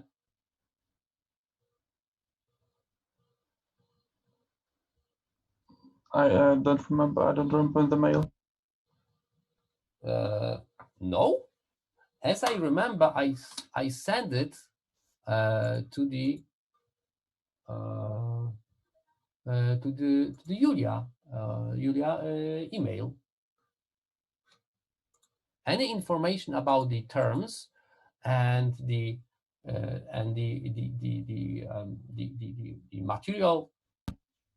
material tasks, for example, or what I sent to Julia. Okay, so maybe we have it in our resource group. It is on the Facebook group. You probably just didn't read it. No, we have four ranges: DC circuit analysis, AC analysis, series resonance circuit, and Laplace transform. Yeah, that's right. Yeah, but this is it is here. It is on the Facebook. Yes, it is. I think it is not a good idea.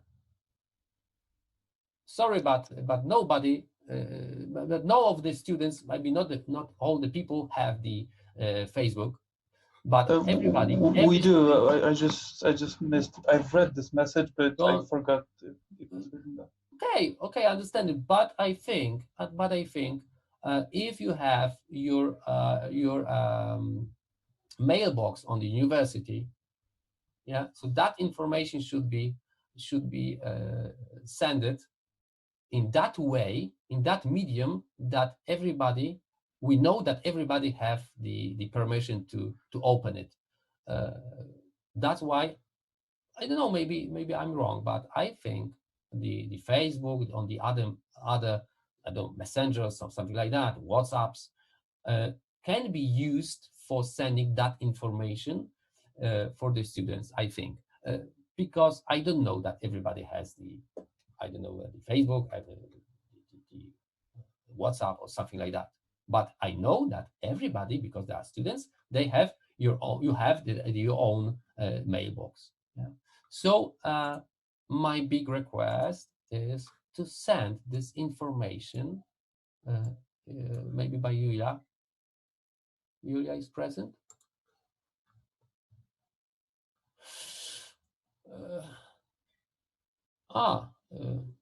There's no Julia here. Not today. Wow. Okay. So sorry for this, but today I will send you by email for this information about these 3 topics. Okay. I thought that Julia sent you by email, but maybe it is put it on the Facebook. Okay.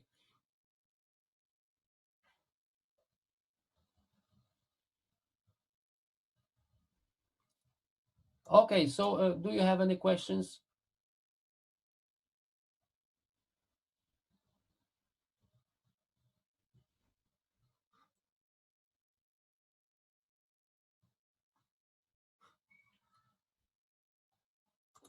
Hey guys, do you have any questions?